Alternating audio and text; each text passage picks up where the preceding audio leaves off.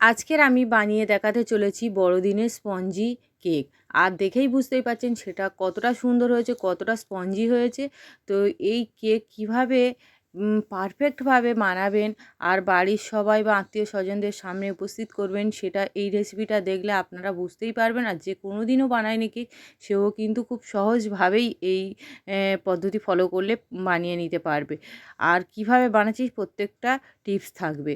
তো দেখে নিন, প্রথমে একটা বাটি নিলাম বড়, আর ওর মধ্যে আমি 1 পিস ডিম নেব। 1 পিস ডিম দিয়েই কিন্তু আমি কেকটা কতটা স্পঞ্জি হয় আপনারা দেখেই বুঝতেই পারবেন। তো ডিমটা এবার আমি হ্যান্ড হুইচের সাহায্যে ফেটিয়ে নেব। সবার বাড়িতে তো আর ইলেকট্রিক বিটার নেই, তাই এমন ফেটাবো যাতে রঙটা চেঞ্জ হয়ে সাদা হয়ে যায়। তাহলে কিন্তু কেকটা খুব সুন্দর স্পঞ্জি হবে। তো রঙটা দেখেই বুঝতেই পারছেন। এবার আমি ওর মধ্যে বাটার দেব। তো বাটারটা আমার 500, তো 500 বাটার আমি তো পুরোটা দেবো না, সেজন্য আমি ওর মধ্যে থেকে প্রায় 120 থেকে 30 গ্রাম মতো কেটে নেব। তো আর আমাদের বাড়িতে তো আর সচরাচর আমাদের বলে না, সবার বাড়িতে আর ইলেকট্রিক বিটার থাকে না যে নর্মালভাবে বাটার দিয়ে দিলেই হবে। তো সেজন্য কি করব, বাটারটা একটু গলিয়ে নেব। আর এই সময় আমি গলিয়ে নিয়েছি। এবার আমি ওর মধ্যে 1 কাপ গুঁড়ো চিনি দেব। কাপটা 1 কাপ আমি গুঁড়ো করার পর 1 কাপ দিয়ে আমি ডিমের সঙ্গে আগে প্রথমে চিনিটা মিশিয়ে নেব। 2-3 বার ধরে আমি দেব, অল্প অল্প করে, তারপরে মিশিয়ে নেব। তো গুঁড়ো চিনিটা মোটামুটি দেওয়া হয়ে গেল। এবার মিশিয়েও নিলাম। এরপরে কি করব, ওই যে গলিয়ে রাখা বাটারটা, এটা আমি অল্প অল্প দেব আর মিশিয়ে নিতে থাকবো। এটা একটু সময় ধরে এই কাজটা করতে হবে, কারণ এই ফোমটা যত সুন্দরভাবে হবে কেকটা ততই স্পঞ্জি হবে। আর এটা যত তাড়াতাড়ি আপনারা করবেন কেকটা কিন্তু একদম পারফেক্ট হবে না। ওই জন্য একটু সময় ধরে 4-5 বার ধরে তো অল্প অল্প করে ব্যাটারটা দিলাম, মানে বাটারটা গলানো বাটারটা দিলাম। তারপরে আমি কিন্তু হ্যান্ড হুইচের সাহায্যে মিশিয়ে নিচ্ছি। আর এখানে 1/2 কাপ মতো লিকুইড দুধ দিয়ে দেব।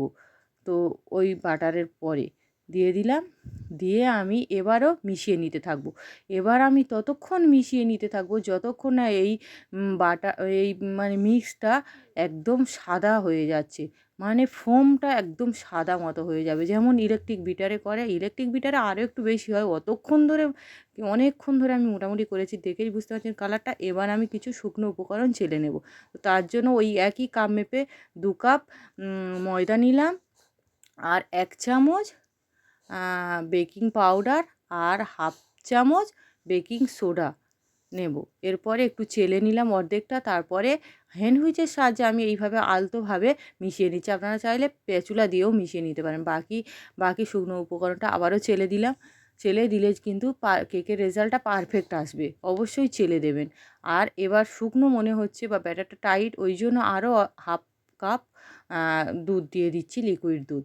দিয়ে আমি ব্যাটারটা কিন্তু রেডি করে নেব। তো আমার টোটাল এখানে 1 কাপ তাহলে দুধ গেল। তো মোটামুটি এবার ব্যাটারের ঘনত্বটা দেখেই বুঝতেই পারছেন ঠিকঠাক মোটামুটি হয়ে গিয়েছে। এবার আমি ওর মধ্যে 1 চামচ মতো ভ্যানিলা এসেন্স দেব। দিলে তাহলে ডিমের গন্ধটাও থাকবে না, আর এটা ভ্যানিলা ফ্লেভারের কেক হয়ে যাবে কিন্তু। তো এরপরে আমি ওর মধ্যে দেব কিছু কাজু কিশমিশ, একটু ময়দা দিয়ে গুঁড়িয়ে নিয়েছি। তারপরে সেটা দিয়ে একটু মিশিয়ে নিলাম। এরপরে এটা আমি সাইডে রেখে দেবো। তারপরে কেক মোল্ডটা রেডি করে নেব। তার জন্য একটুখানি কেক মোল্ড আর একটা এমনি নর্মাল কাগজে তেল লাগিয়ে নিলাম। তারপরে তলায় সেট করে নিলাম। এরপর একটা চামচের সাহায্যে একটুখানি এইভাবে মিশিয়ে নেব আলতো হাতে। তারপরে কিন্তু আমি উপর থেকে এটা ব্যাটারটা কেক মোল্ডের মধ্যে ঢেলে দেব। ব্যাস, ঢেলে দেওয়া হয়ে গেল। এবার আমি কি করব, ট্যাপ করে নেব 4-5 বার। তারপরে একটা কড়াই স্ট্যান্ড বসিয়ে আমি প্রিহিট করতে দিয়েছি। আর এদিকে আমি একটা টুথপিকের সাহায্যে কেকটা মোল্ডে একটুখানি এইভাবে ঘেঁটে দিলাম। তারপরে প্রিহিট করা কড়াইয়ের উপরে আমি মোল্ডটা বসিয়ে দিলাম।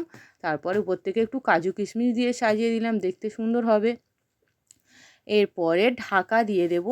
ঢাকা দিয়ে মোটামুটি এটা 40 মিনিট বেক করব। তো প্রথমে মিডিয়াম আঁচে আমি 20 মিনিট বেক করব।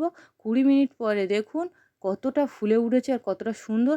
আরও 20 মিনিট বেক করব আমি ঢাকা দিয়ে, মানে লো আঁচে। তো আবারও 20 মিনিট পরে দেখুন পুরো 40 মিনিটে আমার কেকটা ফুলে কতটা ফুলেছে আপনারা দেখেই বুঝতেই পারছেন। পারফেক্ট উপরটা কত সুন্দর হয়েছে, একদম ফেটে গিয়েছে। তার মানে কতটা সুন্দরভাবে স্পঞ্জি হয়েছে আপনারা দেখেই বুঝতেই পারছেন।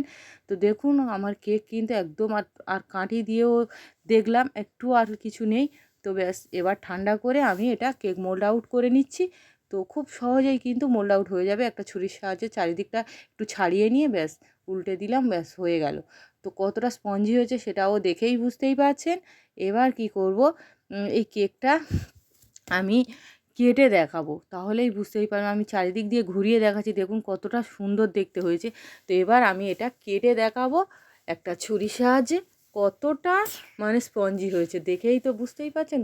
কাটার পরে দেখুন কতটা স্পঞ্জি হয়েছে। তো এভাবে একবার আপনারা এই সামনে বড়দিনে ভ্যানিলা স্পঞ্জি কেক কিন্তু বানিয়ে নিতে পারেন খুব সুন্দরভাবে। আর সবাই মিলে বাড়ির সবাই বা অনেকে আত্মীয় স্বজন আছে তাদের সামনে কিন্তু একটা কেক বানালে বেশ অনেকজনেরই দিতে পারবেন।